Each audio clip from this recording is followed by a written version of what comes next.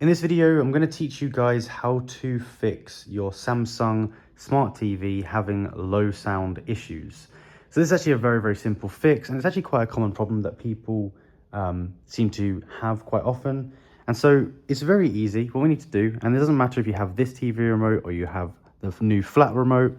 It also doesn't matter if you've got this exact model or one that's kind of slightly different. The same process should apply.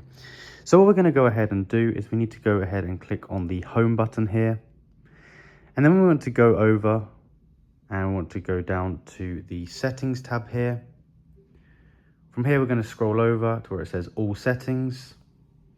And then we want to go down to sound. And then we want to go down to expert settings. So within here, this is all of the different settings for the actual sound within your TV. And what we're going to do is we're going to go all the way down here to the bottom, and we're going to click on the reset sound button.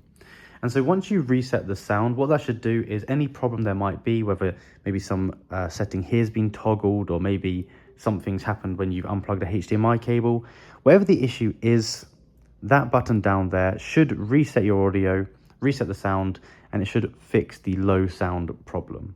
So go ahead, let me know if that helps you out. If it does, down below, leave a comment.